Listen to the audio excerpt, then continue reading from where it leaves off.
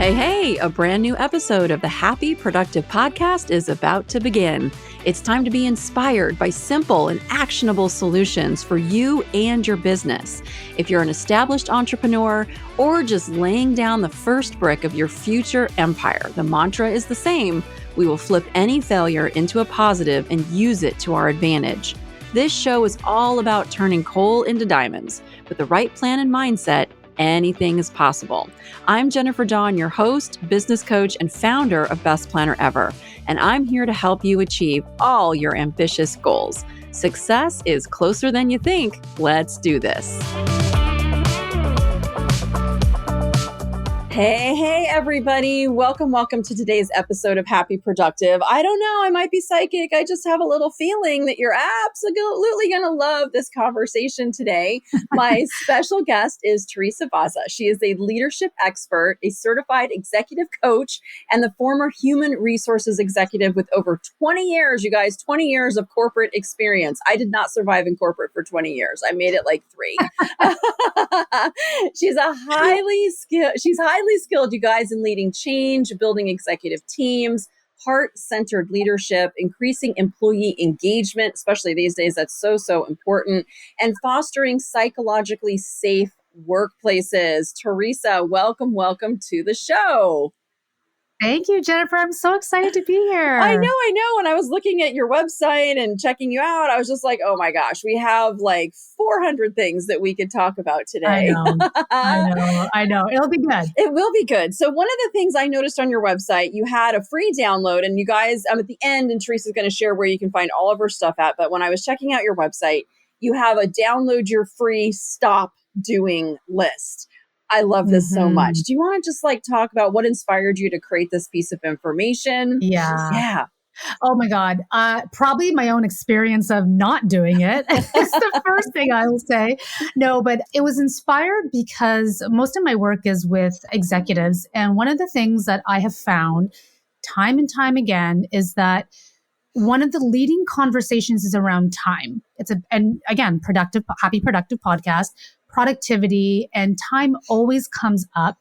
And one of the more kind of radical approaches, I don't know if it's radical, but it's certainly helpful, is that it's not so much about, managing the time per se. It's about making choices that align with your values and stopping those activities that don't. And so I really work with my clients to start putting together tasks, strategies, projects that are not an actual match for the career that they're trying to create for themselves.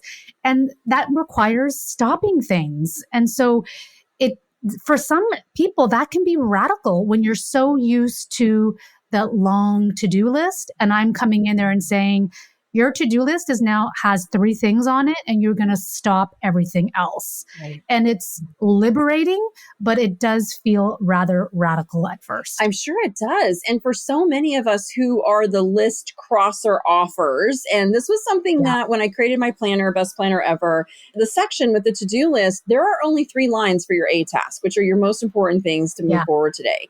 And there's 3 lines for the Bs. And it is not an endless to-do list. And that concept, I think, for some people is really tough to wrap your brains around. And I think there's actually some deeper psychology that goes there, which I would love to dive in with you. And so when people go from, I feel really good about myself because I've checked 14 things off my list today, to you're going to do 3 things today, and you're going to do 3 things really well and focus on those 3. Do you find that they have a little panic attack? Does it affect their self-confidence, their worthiness, all of this? What do you see?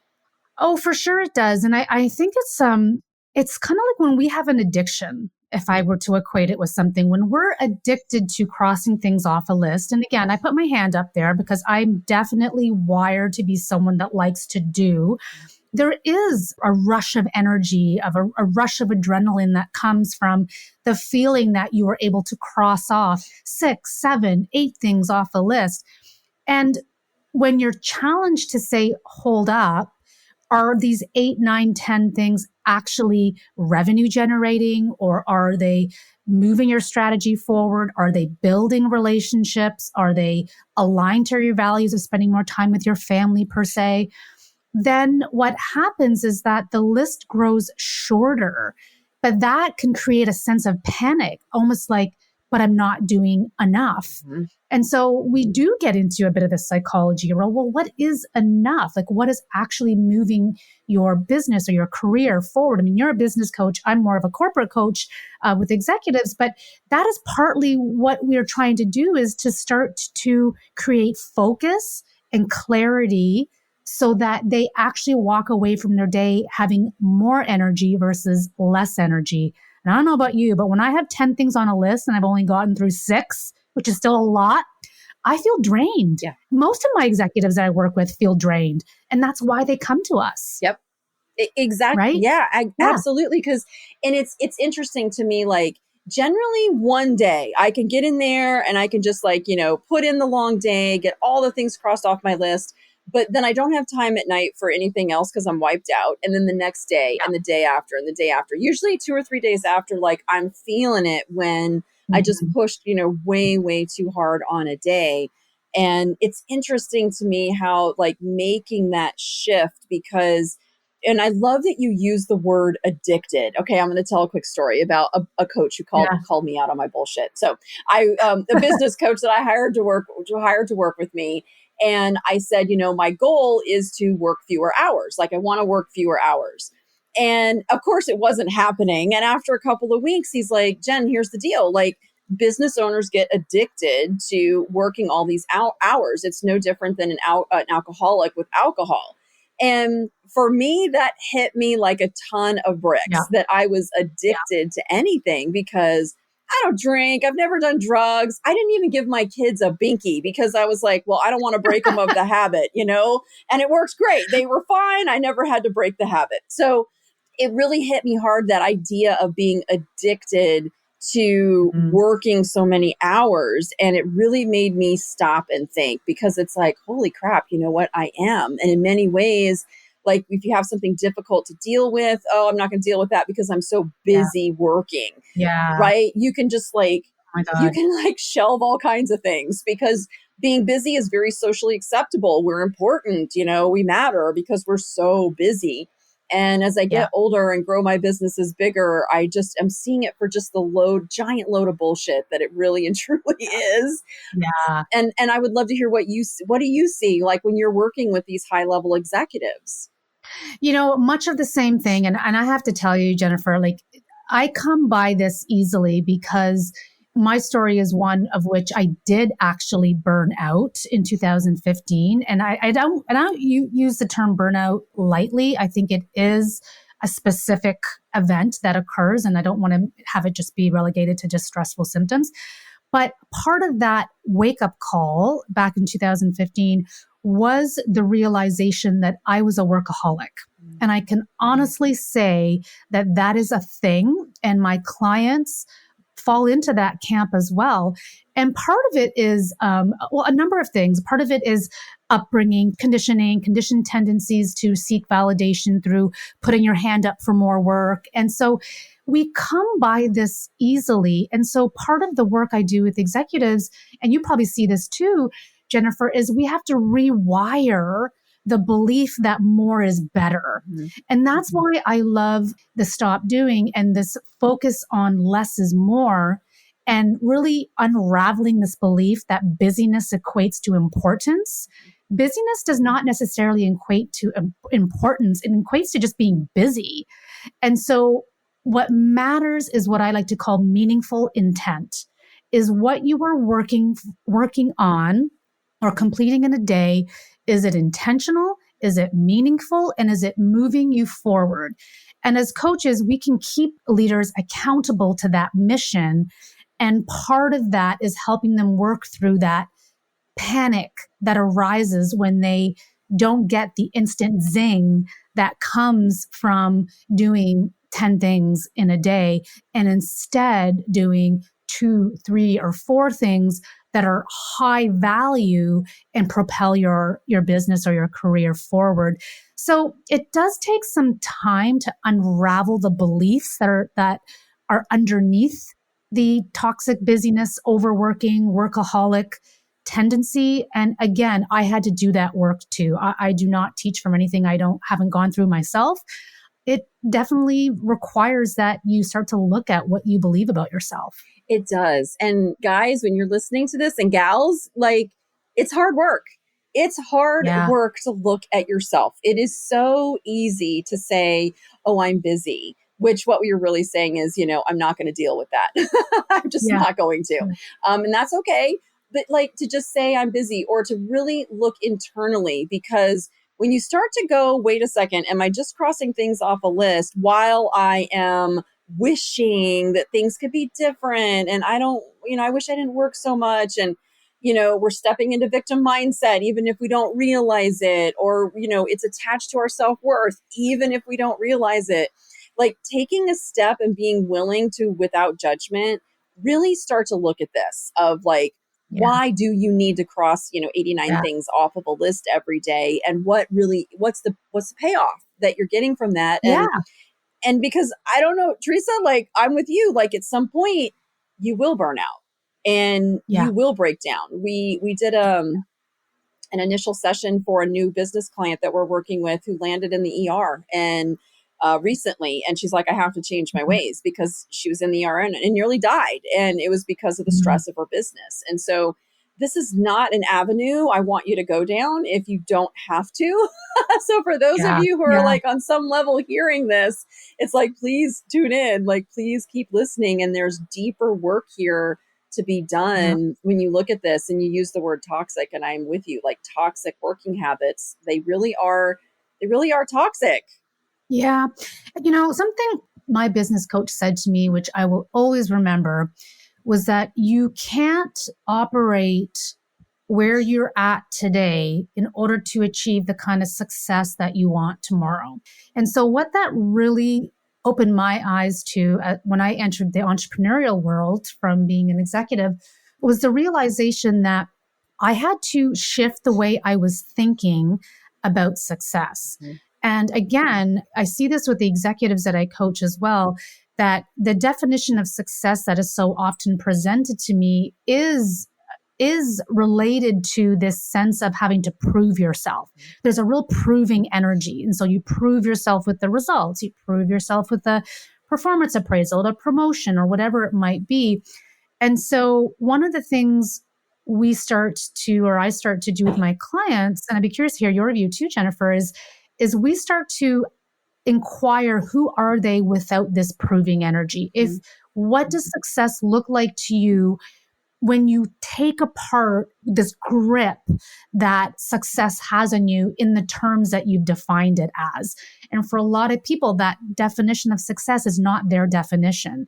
It's been passed down to them through society or through, what we see all the time, like money and big house and all of those things, which are all great. I think those things are fine, but there's a deeper meaning there. And if we can tap into that deeper meaning of success, honestly, their results will be tenfold when it comes from a place of inner directed, meaning-based success versus outer directed, societally based definitions of success.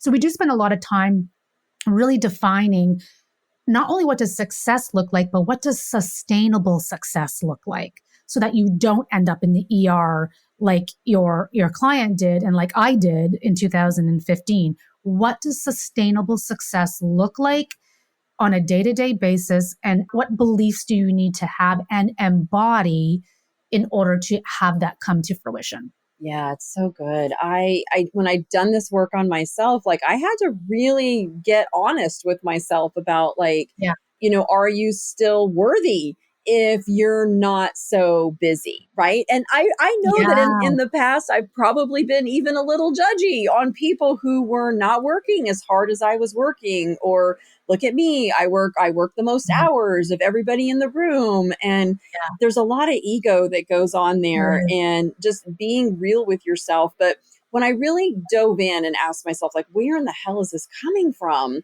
It really was coming from childhood, because as a kid, I was praised as I was the oldest child, the first child. I took care of all my sisters. I had a job very, very early, but I got a lot of praise and recognition and acknowledgement of, I wasn't playing. I was doing my chores. I wasn't having a good time. I was taking care of my sisters. And so that's really where I got a lot of love and praise from, was being that, we'll call it a little high achiever, even at a young Yeah. age.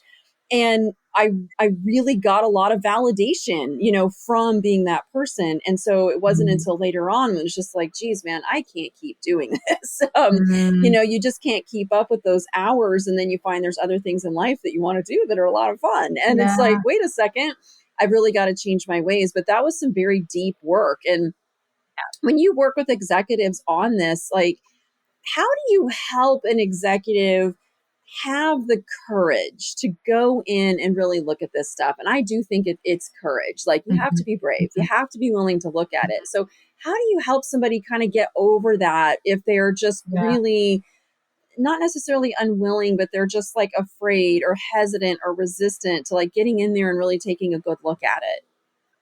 That's such a good question. And I was just talking about this with someone else because I do a lot of work with executive women, but I also do work with men. And what I find is that the entry point to these conversations about being more inner directed with men, I find when the entry point looks a little bit different. So the entry point when I work with executive men is more related to what would the absence of stress or pressure give you more capacity to do. And I almost think of that as almost like a backdoor entrance, or just another way to get into more inner directed conversations. Because again, not to be stereotypical, but that tends to be harder with my male clients than it would for my female clients. Yeah. But with my female executive clients, I find the entry point is pretty quick. And it's often because they come to me at that critical inflection point where they're either asking themselves, what is this all for? What is the cost of me continuing to proceed at this level? And more recently, a lot of women, especially since the pandemic, really looking at, I think Arthur Brooks calls it the second curve, right? So like I'm in my late 40s. A lot of women I coach are in that, demographic. And so a lot of women are now starting to ask, what do I want my second curve of life to look like? And well-being is topping the list. Mm-hmm. And so they still have ambition but they still want to be well. And so part of it is asking themselves to really envision and embody a life and a career where well-being trumps some of the other maybe goals that we would have had in our 20s and 30s. That doesn't mean we put away ambition, not at all, but we do it differently. And so I find the entry point for women is really around psychological well-being and second curve and meaning and impact.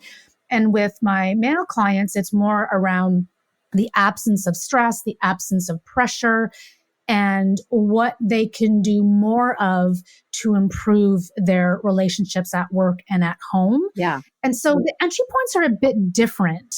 But I do think that once trust is established, which is essential, as we know, between client and coach, the courage to have those conversations comes easier because we are very clear on what we want as part of our vision for the future. I mean, vision is so important. Yeah. We need to know where we're going in order to start doing that inner directed work. Yeah, agree completely. And it's so interesting. I love how you said about the entry points, because I do coach men and women. And I think a lot of times with women, and guys, I'm talking in very general terms, so everybody don't get that pissed off, but just general terms. Generally, I think women are very, very more open to the idea of processing their emotions. We tend to be a little bit more emotional, but it's okay for a female to be emotional. Whereas when I work with men, it's like you have to kind of like sneak around the back in there and get in there in a different way. Because at least with the male clients, and I love my male clients. I love everybody, but my male clients I love because I just feel like men, Teresa, I feel like the men, they just really need our help. And it's like, as much as I can do to create strong, empowered men, I want to help do that. But I do have to kind of go around in a whole different way of getting in there, because I see so often that they've just been taught to just push all that stuff down and not really deal with emotions. And they don't quite know even how to handle it or navigate that space. But when you can show a man like how to actually like process his emotions, you really show him how to step into his power in a way that he can't even imagine. Yeah. Can't even imagine. It's such a beautiful Yeah. thing. You said the key word there, I think, step into their power. Because I do believe that, and for men and women actually, that we want more of that. We do want to step into our power, but power is defined by us versus power is defined by, society or Right. patriarchy or whatever it might be. So I do think that more and more of us are waking up to what does it actually mean to operate from this sense of agency and self-trust and personal power. And that's certainly a really important pillar in the work I do with executives is really dismantling societal definitions of power and really unlocking what does it actually look like, feel like. And I'm a very big into somatics and feeling type approaches to coaching as you operate from that place. Because I believe that once a way of leading is embodied and it's in your bones, if you will, then it tends to stick. The stickiness factor is there and it doesn't become fake. It's not fake it until you make it. It's like embody it or practice it until you embody it. Right. Has a different flavor, a different tone. Yeah. And I think that men and women can get behind that. Just the entry points are a little bit different. Yeah, agree completely. And when we talk about power, we're not talking about being domineering, we're not talking about being controlling, we're not talking about a lot of the ugly misuses of power that we see today. We're talking about something very beautiful. And that when you are fully in your power, I believe you're really just in love. You're in love with yourself, with others, with helping, with all of these really good things. And you can't really do that higher level work if you're not in your power. But I love the second curve. I haven't heard that. So I just turned 50 a few months ago. And this was the first birthday where I was like, oh, wait a second. I'm not going to live forever. Like 50 hit me. It was like, wait a second. No other birthday really hit me. I'm just like clicking along, da da da da. Yeah. And 50 was like, wait a second, Jen, like you're officially like halfway and maybe even more than halfway, but I'm halfway is where I'm at right now. I'm like, okay, I'm halfway because it really starts to become apparent that, wait a second, I'm not going to live forever. And what do I really want to do with, hopefully I'm blessed with another 50 years.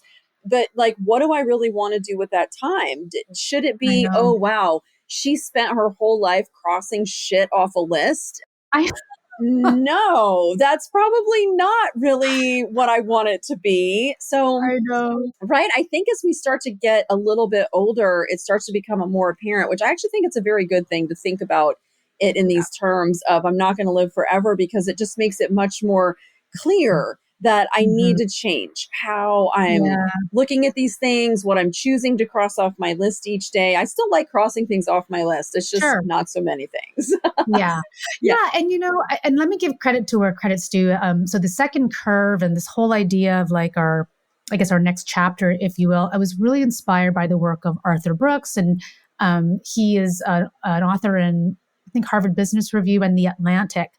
And that was where I really learned about how we each come to this critical point in our careers where we ask ourselves, what is it all for? And what's the meaning behind what I do? And that's the type of question I'm getting a lot more of from my executive clients. And so I think even as a business coach or in my business myself, I'll ask myself the second question. Okay, well, what's next for me in my business? Which direction do I want to go to? So it's still a relevant question to ask whether you're a corporate or an executive.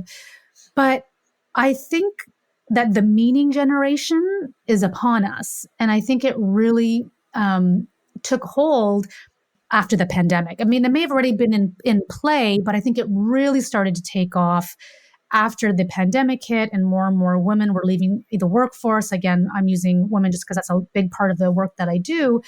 And so now people are just asking themselves more meaningful questions. And the organizations that are not catching up to assigning value or meaning to what their employees do or what their executives do, what their teams do, what their organizations do, are being left behind. And so there is this need to connect to heart and connect to meaning and to connect to wisdom and teaching and those types of things that I'm seeing more and more executives want to do. But even more than that, it's their well-being. That is taken off. We are no longer willing to trade in dollars for time. And I think that the sooner we realize that, the sooner we need to come up with strategies where we can have a sustainable level of success while not also harming our physical and mental health. And I think that's becoming so prevalent now and is a large part of the work I do with executives is how do I hold on to both without losing myself? Yeah. And entrepreneurial burnout is real too. So I know that that's something that I'm sure you've seen with your clients as well is how do I continue to create and build a beautiful revenue generating business without feeling like I'm working 24/7. I see that a lot in entrepreneurs as well. Yeah, I see it as well. I've lived that as well. How do we scale? How do we grow? Because I don't want to give up my ambition. I don't want to give up my goals. I want to live every area of life, but it does require us to evolve and change as we get to that next level. And we see that the way we did things before is not the way that's going to get us to that next level. But, we have a lot of business owners who are listening to this, and this is something I'm going through right now in my business of wanting to keep my amazing team. I don't have employees. We have all contractors, but my amazing team, keep them engaged, but also retain them and create an environment because I'm seeing that it's way more than the money. It's really about that environment where they feel nurtured, they feel heard and seen, they feel like they can develop their own skill set. And so what would you recommend business owners who are listening right now who are looking at, creating these positive work environments so that they don't get left behind? What would be some things that you would suggest to an employer who wants to create a good work environment? Yeah, such a good question. The very first thing that comes to my mind is freedom and flexibility. And I mean that not just in terms of how we work, although I know that's getting a lot of attention around having the freedom to work from home, the freedom to kind of create hours that suit you. Sure, those things are definitely important. They're easily more done in entrepreneurial settings and corporate settings. But more than that is the freedom of expression. So the freedom to bring ideas to the table that may not have been heard before and feel like they belong, right? So I think there's this need to have a sense of belonging on a team, but also have the freedom to express ideas and thoughts and diversity of opinion and have it be welcomed. I think that that's a huge thing for teams right now. You mentioned this word around being seen. That again is another thing that is so, so huge. And I think being seen goes beyond just, having a meeting and seeing each other face to face, but really having business owners know their people. So know them, know what matters to them, know what their deeper aspirations are, know them in a more intimate level. That makes people feel seen and like they belong and are part of something. I think in our very increasingly individualistic society, especially since the pandemic, we are moving away from being part of communities and collective groups. And so I guess they call it rugged individualism as a term I've heard.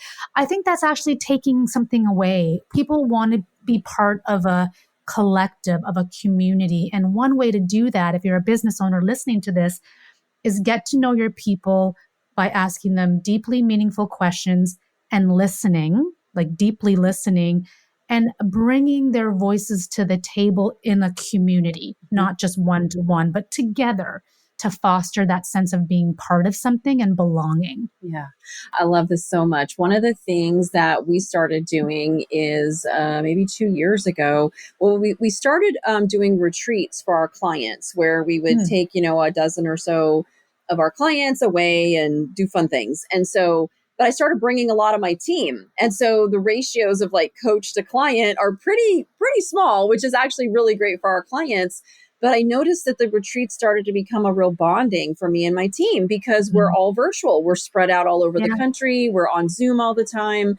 And it just isn't the same. I mean, we can be face to face right now, but it's not the same of us being in a room together with each other, having a deep, meaningful conversation. And so that's one of the things that we have done is we've kind of taken our retreats and almost made them also a team building for my team, where we all get Love to it. come together. We get to serve our clients, but then we're also coming together and being face to face. And I've just seen the dynamic with our team just get so much deeper and so much stronger when we know once a year that we're all going to come together in a beautiful space and really get to see each other, hear each other.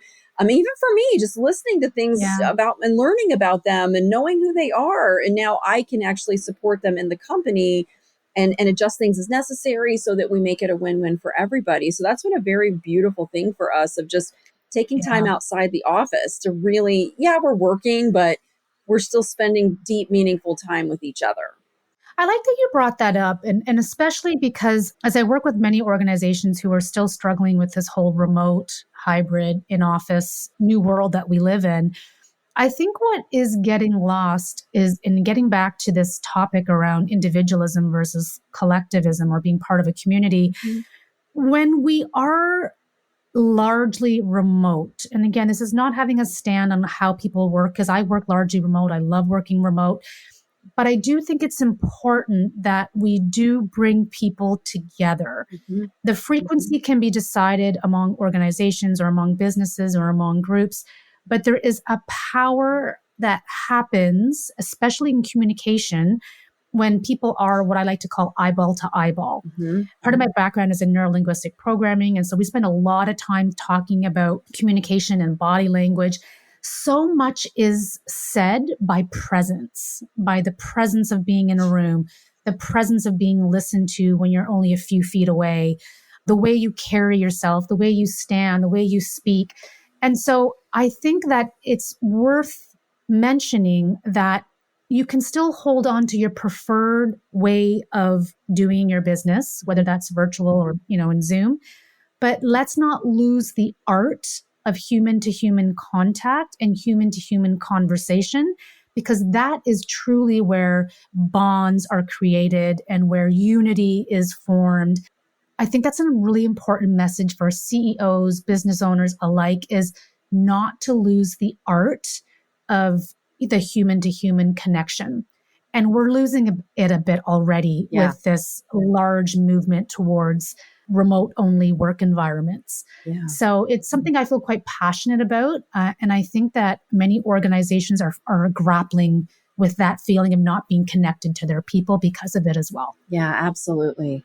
Oh my goodness, Teresa, the time just flies. I could talk to you all day. It's such a great conversation. And I know everybody who's listening, I hope you guys got some really good information here about, your to-do list, looking at your productivity a little bit, maybe even thinking about that eyeball to eyeball. What does that look like for you and your people, especially if you're in a virtual environment? So many great things. Teresa, where can people find you so if they want to know more about you and your amazing coaching? Thank you. This has been so much fun, Jennifer. Thank you. I've had such a good time being on here. Yeah, the easiest place to get a hold of me is my website. It's just super easy, teresavozza.ca or .com. I'm from Canada, so it'll work for both. And also Instagram. Those are the two platforms where I hang out. And there's a whole bunch of free resources that people can access if they would like as well. Oh, wonderful. And you guys really check out Teresa's website because she does have a ton of great free resources that I know you guys would all love. So that is it for today's show, you guys. Thank you so much for being here. Thank you for being here with me today, Teresa. And everybody just get out there and have a happy, productive day. Bye, y'all. I hope you found today's episode of the Happy Productive Podcast inspiring. Every successful business is formed by a set of small, consistent, and attainable steps. If you want to learn more, come visit us at jenniferdawncoaching.com to take your next step and learn how to meet your business goals. On our website, you're going to find free resources along with links to the life-changing coaching programs that have transformed the lives of so many of our clients, including the Coaching Academy and our Unbreakable retreats. Many of them started their journey by listening to this podcast. That's it. Thank you for listening and stay tuned for our next episode.